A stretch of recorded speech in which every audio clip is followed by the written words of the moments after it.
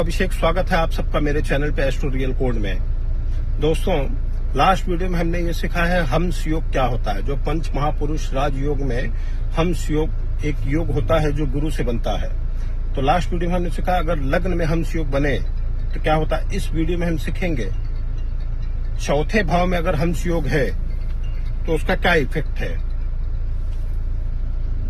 दोस्तों, मैंने एक वीडियो बनाया था, उसमें मैंने बताया था चौथा घर किस चीज के लिए होता है। जो था चौथा घर होता है मातुल स्थान होता है, माँ का स्थान होता है, घर गाड़ी प्रॉपर्टी के बारे में इसको माना गया है।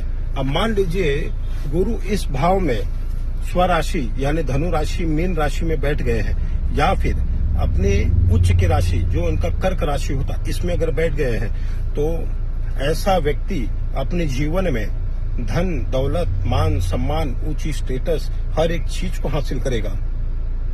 भले से ही थोड़ा लेट करेगा लेकिन करेगा जरूर। और जब इसको सारी चीजें मिलेंगी तो वो हमेशा के लिए रहेंगे, स्टेबल रहेगा, कभी नीचे नहीं आएंगे। वो हमेशा टाइम बाय टाइम वो उनका ग्राफ ऊपर ही चलता जाएगा। चौथे भाव में अगर गुरु हंस योग बना रहे हैं तो ऐसे लोगों के ऊपर उनकी माँ का आशीर्वाद हमेशा बना रहता है। हालांकि सभी लोगों का होता है लेकिन इनका कुछ ज्यादा होगा। माँ के साथ बहुत ही इनका बॉन्ड बहुत स्ट्रांग होगा। माँ की हेल्थ बहुत अच्छी होगी, माँ इनको हमेशा सपोर्ट करेगी। ऐसे लोगों को खानदानी प्रॉपर्टी भी बहुत मिलता है, एंसेस्ट्रल प्रॉपर्टी। ऐसे लोग अपना घर बहुत आलीशान बहुत बड़ा बनाते हैं। ऐसा भी देखा गया है अगर चौथे भाव में गुरु हंस योग बनाए तो इंसान जो अपना बंगला बनाता है उसमें एक देवालय का निर्माण जरूर करेगा। आज नहीं किए हैं तो भविष्य में करेंगे जरूर।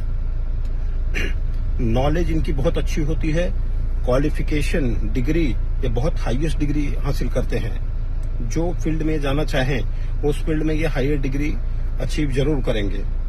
लोग इनसे सलाह लेते हैं क्योंकि हमेशा लोगों को सही सलाह ही देंगे, कोई गलत डायरेक्शन या किसी को बताएंगे नहीं। इमोशनली बहुत स्ट्रांग होंगे, कोई चीज इमोशंस में आके गलत डिसीजन नहीं लेंगे। लग्जरी लाइफ इनकी होती है, कंफर्ट इनको बहुत ज्यादा पसंद होगा। ऐसा भी देखा गया ऐसे लोगों का जन्म भी बहुत ही ऊंची खानदान में होता है जहां ऑलरेडी सारी चीजें हैं। अब गुरु अगर उच्च राशि में अगर हैं तो ऐसे लोगों को देखा गया है कि अगर थोड़ा इंटरेस्ट अगर लें, थोड़ा इनिशिएटिव लें अगर पॉलिटिकल फील्ड में, तो काफी अच्छा पदवी तलक हासिल कर सकते हैं, मंत्री लेवल तक के पहुंच सकते हैं। फॉरेन में भी इनकी काफी अच्छी प्रॉपर्टी बनती है, फॉरेन में भी इनका बहुत अच्छा खासा होल्ड बनता है। अब एक चीज इसमें और देख लीजिए, चतुर्थेश यानी फोर्थ हाउस के जो स्वामी हैं अगर वो भी अपने स्ट्रांग पोजीशन में बैठे हैं और शुक्र जो लग्जरी के कारक ग्रह हैं अगर वो भी अच्छी तरह से बैठे हैं तो मान लीजिए दोस्तों ये जो भी चीज मैंने आपको बताया है ये सारा का सारा इफेक्ट डबल हो जाएगा। अब दोस्तों हम बात करते हैं, देखिए कोई भी एस्ट्रोलॉजर हो आपको किसी एक प्लेनेट की वजह से आपकी पूरी लाइफ की प्रेडिक्शन नहीं कर सकता। अगर वो कर रहा है तो समझ लीजिए वो गलत है। अब मान लीजिए यही गुरु बैठे तो हैं स्वराशि उच्च के, लेकिन अगर मान लीजिए साथ में राहु भी हैं तो, या किसी पाप कारक ग्रह से दृष्ट हैं तो, या डिग्री वाइज बहुत कमजोर हैं तो, अगर ऐसा होता है तो ऐसे इंसान के अंदर उसके रिस्पेक्ट में प्रॉब्लम होगा, सोसाइटी में स्टेटस का प्रॉब्लम होगा, एजुकेशन में प्रॉब्लम होगा, इमोशंस में प्रॉब्लम होंगे। जहां इमोशंस नहीं दिखाना वहां दिखाएंगे, जहां दिखाना वो नहीं दिखाएंगे। ये सारी चीजें देखी गई है। दोस्तों एक चीज मेरा आप और नोट कर लीजिए, कुंडली में बहुत बड़े से बड़े राजयोग होते हैं।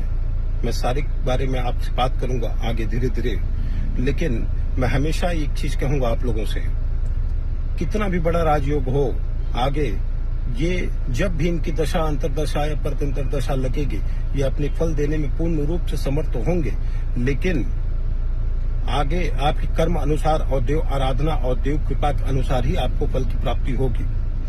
नहीं तो बहुत अगर हमारी कुंडली में हंस योग, हमारी कुंडली में रोचक योग है और आप घर में सोए हो और आप उस डायरेक्शन में कोई कर्म नहीं कर रहे हो तो जैसा कर्म अगर जीरो का जीरो ही होगा। धन्यवाद आप सभी लोगों का। अगर एस्ट्रोलॉजी में आपको इंटरेस्ट है और अगर आप लोगों को ऐसी इंफॉर्मेशन चाहिए तो आप हमारे चैनल को लाइक, सब्सक्राइब और फॉलो जरूर करें। धन्यवाद।